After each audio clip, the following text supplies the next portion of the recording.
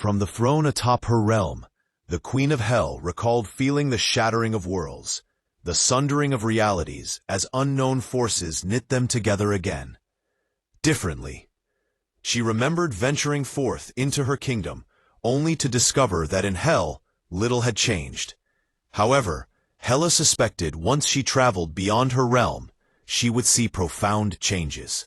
And when she had worked enchantments to gaze upon worlds newly interwoven with the 10 realms, her suspicions were confirmed. Mortals had done this, remade time itself, broken it and rewound different streams into a different braid or worlds? What power was this for men to wield? Immediately, Hela set about scheming a way to make it hers. First, she knew she must understand Chronovium. One of her thralls, in life a great wizard king, had brought to her a stone of a sort she had never seen before in Hell. She had paid it little mind, until she grasped what the mortal Victor von Doom had done. Then she sent the flock. Her crows scouted other realms, all returning bearing samples of Chronovium, the crystallized residue of the monstrous shocks to the space-time continuum. And yet, they all differed slightly from the version in Hell, and from one another. Whoever learned best to control it, Hela knew, would rule worlds beyond Asgard, beyond the 10 realms. Hela's intrigue deepened. New lands meant expanding the borders of Hell, and welcoming vast numbers of new creatures into her ever-growing legions, perhaps even claiming the souls of the great beings known as Celestials. Only recently had she become aware of them, and then only through a new soul in Hell, cast there from another universe by the, what had he called it? The time stream entanglement. This pitiful mortal, who met their end in the event, spilled forth knowledge of vast realms of space filled with fantastic creatures. At a wave of her hand, Hela's crows feasted on the mortal soul, her mind settling on a goal. The souls, and thus the power, of these great beings would belong to her. And when they did, she would sweep unchallenged through the 10 realms, uniting them under the banner of Hell. Undoubtedly, Loki was hatching his own schemes to utilize Chronovium to increase his own power and ensure Asgard never slipped from his grasp. But Loki's schemes never worried Hela. Often, his petty obsessions and caprices benefited her by causing conflicts that added to her legions. At some point, she suspected, he would approach her, proposing some sort of arrangement. Perhaps an alliance. Perhaps she would consent. And they would begin the dance of waiting for the right moment to betray each other. The joys of family. Until then, she would proceed with her own plans, which led her to the current moment, as a messenger from a distant place she had never heard of before. Her initial response was to annihilate it for the arrogant crime of trespassing in her realm. However, it seemed to her that these disruptions of time and space could be a gift. Had it not opened vast new possibilities for Hell?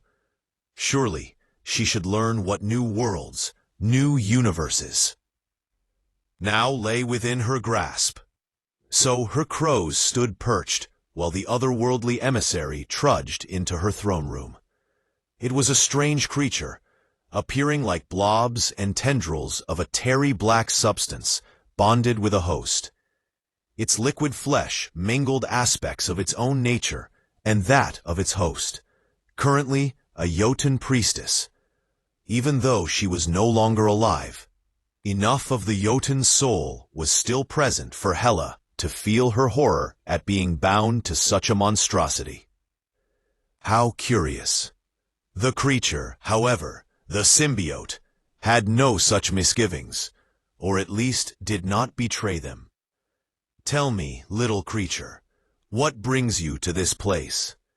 You would do well to listen, Queen of Death, it said.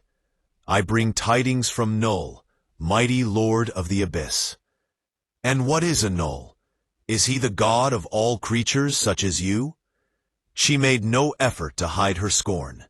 This Knoll was, in all likelihood, as debased and parasitic as its worshipper who stood before her. His power is eons older than yours, ancient before light existed, and he has his own claims on creatures whose essences he has consumed. Ah, Hela thought. Of course. I take it he means to claim the Celestials as well? The symbiote nodded and flicked out its tongue. Knoll has learned that one of the Celestials is now in this realm. You cannot keep it, Asgardian. It is his to claim, and it will be the key to his freedom. I cannot? Hela stood from her throne. Bold of you, parasite, to tell me what I can and cannot do in my own realm. What enters hell is mine, forever. In fact, she said, giving the symbiote a closer look, perhaps I will even keep you. What manner of soul does a creature like you possess? The symbiote remained still. Hela let it wonder for quite a while, as she pondered what she had already learned. The key to his freedom, the emissary had said. So this Knoll was a god in chains, yet he still possessed the reach to send a message to hell. He knew the power of Celestials. He knew that the tangled worlds had brought new souls into hell. Therefore, there must now be a way from hell too. What is the world you come from, creature? Clintar, O Queen. A name she knew vaguely. People from a culture long since annihilated had once come to her realm from there. She considered a little longer. I release you, she said. Now, release your host.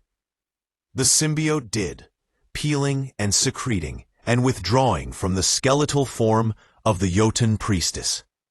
Return to your master, Hela went on, and tell him that he may rule Clintar, but Hela rules hell. And if he wishes to fight me, she smiled, then he too will become one of my subjects. Do you have that, messenger? The symbiote mass quivered, but without a host, it could not speak. Hela worked a spell, drawing forth knowledge from its mind. She swirled open a gateway to a world of darkness, an impenetrable jungle where no sane mortal would tread. Go, Hela said, before I change my mind. The symbiote sprang through the gateway and was gone. Hela let the gateway close. Now, Knoll knew that she could reach out to his world directly. Let him think on that and consider his next move. Hela gathered up a mass of chronovium, imbued with the essence of hell. Just as all lives must end, she reflected, all things must move through time. Did it not follow that all time ended in hell as well? And did it not follow that hell could grow through this crystallized time, encompassing new realms brought near by the entanglement of worlds? The hell chronovium was shot through with black and green. She spoke to it, shaping it into an enchantment, the first of many. All living beings, she said, in all realms, in all universes, they shall be thralls of hell. They need not come to me. I will use you, chronovium, to expand hell, not through space, but through time. Beings more ancient than stars will be mine, and beings not yet born will be mine. This is a powerful magic, and will take some time to work. But it shall be done. And then Knoll? She smiled. He will be mine as well. She suspected that the symbiote emissary was not Knoll's only gambit. Doubtless he was plotting against her, seeking ways to undermine her and the reach of hell. Let him, she thought. Let him beguile mortals and persuade greedy gods that they can band together against me. That would bring them all the closer. And as she had already told the symbiote emissary, whatever entered hell was Hela's, unless she chose to let it go. And soon Souls would no longer come to Hell. Hell would come to them. Her realm would grow outward through time, drawing in numberless souls until she had an army so vast, not even gods could hope to resist it. The 10 realms were just the beginning. She spun the black and green chronovium jewel over her palm. "Yield to me your secrets," she commanded. "Bring to me the future, as I already rule the past."